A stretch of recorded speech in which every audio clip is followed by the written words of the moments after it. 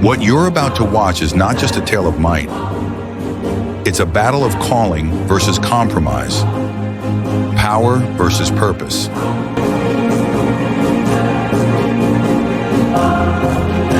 In a time when Israel had no king and everyone did as they saw fit, the Israelite did evil in the eyes of the Lord. So the Lord delivered them into the hand of the Philistine for 40 years.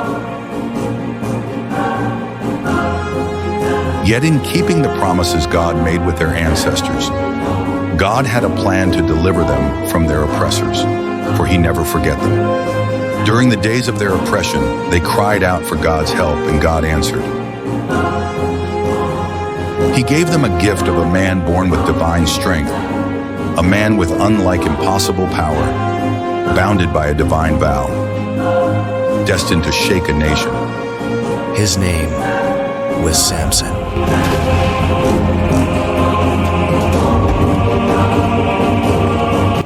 Now a certain man of Zorah, named Manoah, from the clan of the Danites, had a wife who was childless, unable to give birth, and was crying to God for child. One day the angel of the Lord appeared to her and said, "You are barren and childless, but you are going to become pregnant and give birth to a son. He is chosen from birth for a purpose, and a Nazarene set apart for God to deliver His people from oppression. Now see to it that you drink no wine or other fermented drink, and that you do not touch anything unclean." No razor was to touch his head, for his strength came from a vow, not from his muscles. Samson was born, he begins to grow, and the prophecy about him begins to unfold. The Spirit of the Lord stirred him, and he begins to do extraordinary things. With God's Spirit upon him, Samson tore a lion apart, defeated armies with a donkey's jawbone, tear down a city gate and carry it for miles, and set fire to enemy fields. The people feared him. The Philistines hated him, but his greatest battles were not with armies, but with himself.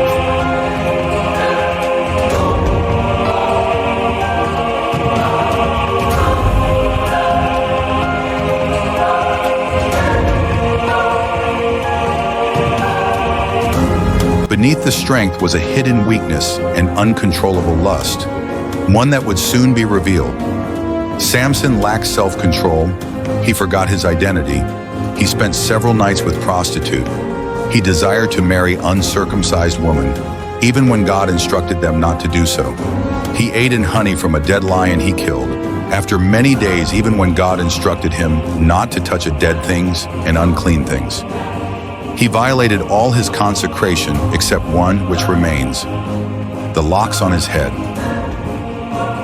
So devil positioned a young lady named Delilah to finish him. Samson loved Delilah, a pretty woman from the land of Sorek. The Philistines bribed her to ask Samson to uncover the secret of his strength. One day, alone together in the room with Samson, she whispered, "Tell me the secret of your strength." At first he refused, but worn down by her persistence, Samson broke his vow.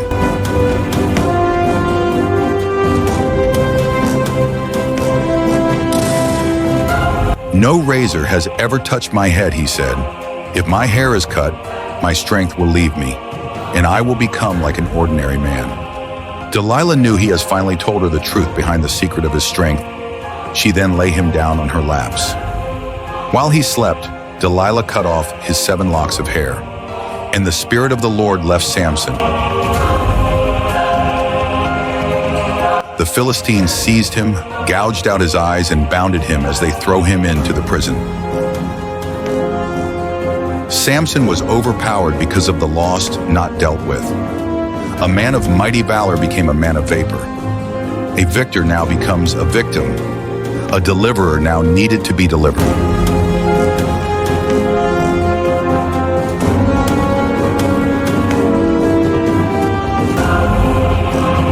But in prison, God was merciful unto Samson. His hair began to grow, and so did his faith. One day the rulers of the Philistines assembled to offer a great sacrifice to Dagon their god, and to celebrate, saying, "Our God has delivered Samson, our enemy, into our hands." While they were in high spirits, they shouted, "Bring out Samson to entertain us." So they called Samson out of the prison. He was blind, shattered, and broken, full of sadness, realizing his mistakes and errors. Samson prayed as he entertained the Philistine, "Sovereign Lord, please remember me and strengthen me once more. Let me with one blow get revenge on the Philistines for my 2 eyes, and let me die with the Philistines." Then Samson reached toward the 2 central pillars on which the temple stood. Then he pushed with all his might, and down came the temple on the rulers and all the people in it.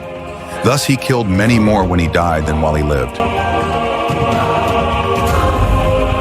Samson's story is not just one of strength, but of redemption, self-control, power of consecration, obedience, betrayal, and God's mercy and love.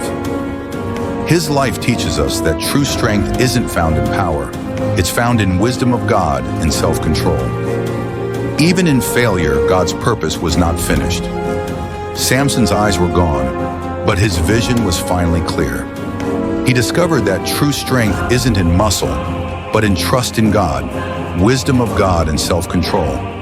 When he humbled himself, heaven answered.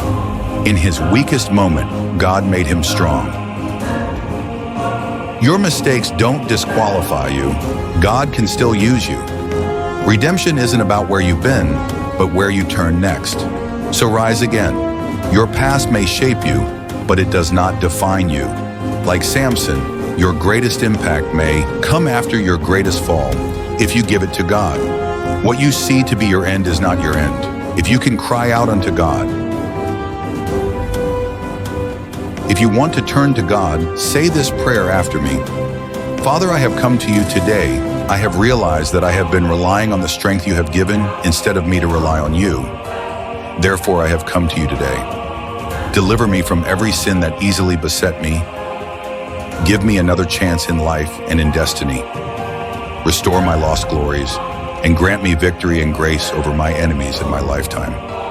Thank you for you've answered my prayer. In Jesus' name have I prayed. If this story bless you, comment in the comments section and subscribe to our channel for more biblical stories that inspire and transform.